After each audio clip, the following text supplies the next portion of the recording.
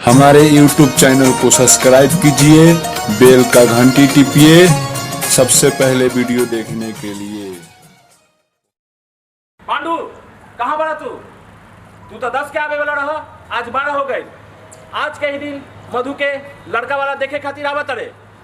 हम का बताई, हमार माई के बहुत ज्यादा तबीयत खराब हो गई बा, लेकिन रउरा टेंशन ना ली।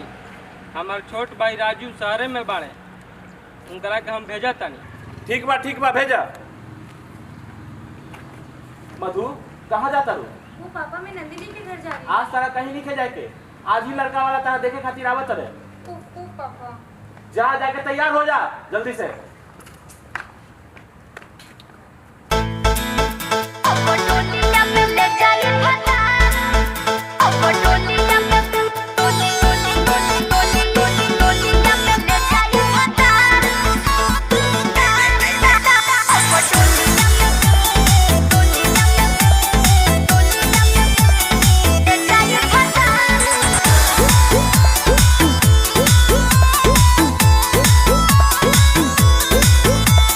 प्यार को भरोसा नहीं यार कैलू, काहे इंतजार न हमार कैलू। और प्यार पे भरोसा नहीं यार कैलू, काहे इंतजार न हमार कैलू। हमरो तो पीछे बा घर परिवार, कबो तले हमरा के राखी कुमार। तू तो पूछो न कर पहिबा, अब डोलिया में ले जाए फसा सुनैया। तू देखो तेरा हो गई, अब डोलिया में ले जाए फसा सुनैया। तू देखो तेरा हो गई।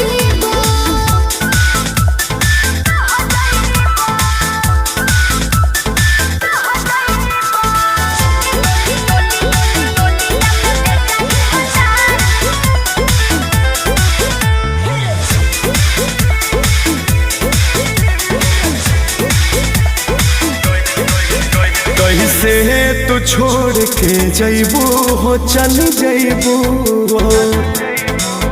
हमरा बिना का रह पैबू हो, रही पैबू हो।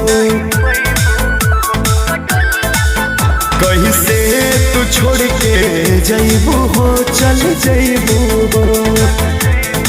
हमरा बिना का रह पैबू हो, रह पैबू हो।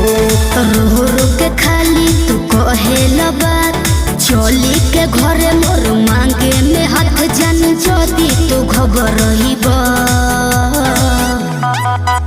अब डोलिया में ले जाई फसा सुनैया। तू देखो तेरा हो गईबा, अब डोलिया में ले जाई फसा सुनैया। तू देखो तेरा हो गईबा।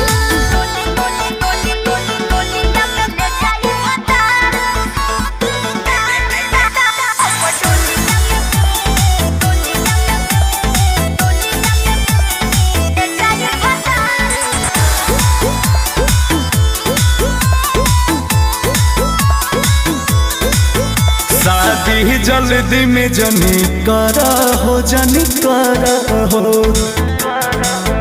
अंकुश के बेट तनी करा हो, तनी करा हो।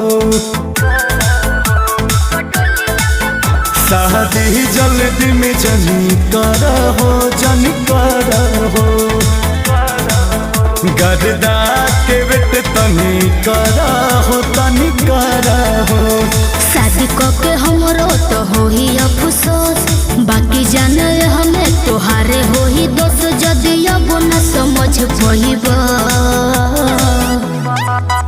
अब डोलिया